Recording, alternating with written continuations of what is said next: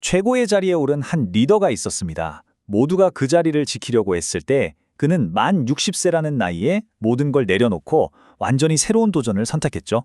오늘 안병기 전 현대모비스 본부장의 이야기, 그리고 그가 우리에게 던지는 리더십의 지혜에 대해 한번 이야기 나눠보겠습니다. 본격적인 이야기를 시작하기 전에 여러분께 질문을 하나 드리고 싶어요. 정상에 오르는 것, 그리고 그 정상을 스스로 내려오는 것, 과연 이들 중에 뭐가 더 큰 용기를 필요로 할까요? 이 질문이야말로 오늘 이야기의 가장 중요한 핵심입니다. 자, 그럼 먼저 안병기라는 인물이 도대체 어떤 상황에 있었는지부터 한번 살펴봐야겠죠. 한마디로 그는 성공의 가장 높은 곳, 바로 정점에 서 있었습니다. 그는 현대차 그룹의 미래 먹거리라고 할 수 있는 현대모비스 전동화 사업부의 수장이었어요. 4년 만에 매출을 몇 배로 키워냈고요. 팀원들의 신뢰도 아주 두터웠죠. 보통 그 나이쯤 되면 퇴직 압박을 받을 법도 한데 오히려 회사에서는 몇 년 더 자리를 지켜달라고 할 정도였으니 정말 모든 게 완벽해 보였습니다. 그런데 말이죠. 이렇게 탄탄하고 안정적이었던 그의 세상이 정말 어느 날 갑자기 찾아온 엄청난 위기 때문에 뿌리부터 흔들리게 됩니다. 그리고 아이러니하게도 바로 이 위기가 그에게 아주 깊은 성찰의 계기가 되어주었죠. 이게 정말 영화 같은데요. 금요일까지만 해도 보고서에는 모든 게 순조롭다고 되어 있었어요. 그런데 딱 주말이 지나고 월요일 아침, 공장에서 전화 한 통이 걸려온 겁니다. 생산량이 목표의 30%도 안 될 것 같다는 그야말로 충격적인 보고였죠. 그룹 전체의 운명이 걸린 신차 프로젝트에 그야말로 비상등이 쳐진 거예요. 이 위기를 수습하려고 몇 달 동안 정말이지 고군분투했습니다. 그런데 이 엄청난 책임감의 무게를 견디면서 문득 이런 생각이 들었다고 해요. 권력을 더 꽉 쥐는 게 아니라 오히려 아름답게 내려놓는 것이야말로 진짜 리더의 모습이 아닐까. 후배들에게 멋진 은퇴의 본보기를 보여주는 것, 어쩌면 그게 내가 남길 수 있는 최고의 유산일 수 있겠다는 깨달음이었죠. 자, 여기서부터 이야기는 내려놓음이라는 아주 중요한 철학으로 넘어가게 됩니다. 도대체 왜 리더들은 자신의 자리를 놓는 것을 그렇게나 두려워하는 걸까요?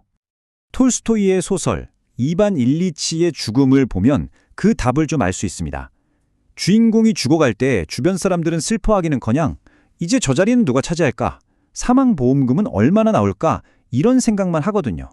이게 참 권력과 지위가 사라졌을 때 내가 얼마나 하찮은 존재가 될 수 있는지 그 근원적인 두려움을 너무나도 차갑게 보여주는 거죠. 한 퇴직 임원이 남긴 이 한마디는 그 고통이 얼마나 큰지 정말 절절하게 와닿게 합니다. 생각해보세요. 30년 동안 쌓아올린 모든 게 단 3초 만에 사라지는 현실. 이것이야말로 리더들이 그 자리에 집착하는 아주 본능적인 이유일 겁니다. 하지만 안병기 본부장의 선택은 완전히 달랐습니다.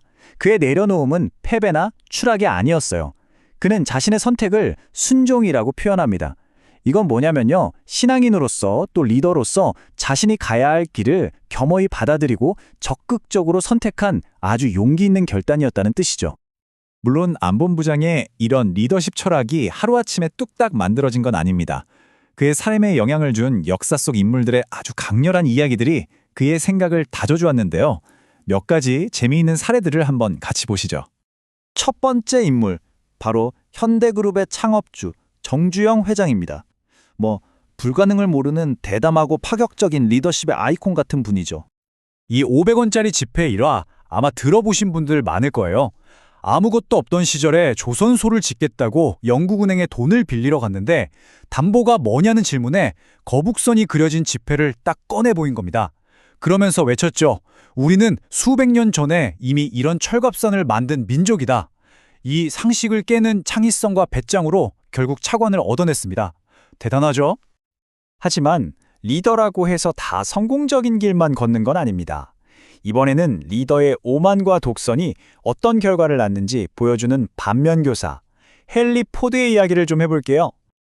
포드는 모델 T라는 차로 시장을 완전히 지배했지만 점점 다양한 차를 원하는 소비자들의 목소리는 무시했어요.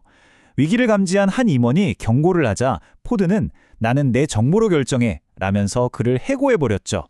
그 오만함의 결과는요, 치명적이었습니다. 결국 GM에게 1위 자리를 내줬고 그 후 거의 100년 동안 그 영광을 되찾지 못했습니다. 쓴소리를 듣지 않는 리더의 말로를 아주 극렬하게 보여주는 사례입니다. 마지막으로 이타적인 희생을 통해 리더십의 가장 위대한 모습을 보여준 영웅이죠. 바로 강제구소령입니다. 베트남 파병을 앞둔 훈련 중에 한 훈련병이 실수로 수리탄을 놓쳤습니다. 수리탄이 대여 명의 부대원들 한가운데로 굴러갔고 그 순간 강제구소령은 한치의 망설임도 없이 그 위로 몸을 던져 부하들을 구하고 장렬히 전사했습니다. 나중에 그의 군복 주머니에서 발견된 성경책에는 바로 이 구절이 밑줄 쳐져 있었다고 합니다. 그의 희생은 결코 우연한 행동이 아니었던 거죠. 평소 그의 신념이 만들어낸 가장 고귀한 리더십 그 자체였습니다. 자, 이렇게 여러 인물들의 지혜를 가슴에 품고 안병기 본부장은 이제 다시 자신의 이야기로 돌아옵니다. 그는 마침내 내려놓음을 결심하고 새로운 도전을 실행에 옮기기 시작합니다. 그때 그의 나이, 한국 나이로 딱 환갑 60세였습니다. 보통의 동료들이라면 은퇴를 준비하고 있을 바로 그 나이에 그는 모든 걸 뒤로하고 미국으로 떠날 준비를 시작한 겁니다. 정말 대단한 용기 아닌가요? 결심한 뒤의 행보는 정말 빨랐고 또 계획적이었습니다. 2021년 가을에 헤드헌터에게 이력서를 보냈고요. 불과 몇 달 뒤인 2022년 2월에 세계적인 자동차 그룹 스텔란티스에서 연락이 왔습니다. 그리고 바로 다음 달에 계약서에 서명했죠. 5월에는 동료들이 10번이 넘게 송별회를 열어주면서 그의 새로운 도전을 진심으로 축하해줬고 그렇게 한국에서의 경력을 아름답게 마무리했습니다. 그리고 그 도전의 결과는 정말 놀라웠습니다. 그는 미국의 빅3 자동차 회사에서 부사장급에 오른 최초의 한국인이 되었습니다. 결국 그의 내려놓음은 끝이 아니라 오히려 역사적인 새로운 시작을 만들어낸 셈이죠. 오늘 들려드린 안병기 본부장의 이야기는 우리에게 참 많은 질문을 던집니다. 정상에 오르는 것만큼이나 어떻게 내려올 것인가를 고민하는 리더십, 그리고 현재에 안주하지 않고 끊임없이 도전하는 용기에 대해서 말이죠. 이제 이 질문을 여러분 스스로에게 한번 던져볼 차례인 것 같습니다. 여러분은 어떤 리더가 되기를, 그리고 어떤 조직을 만들어가기를 꿈꾸고 계신가요?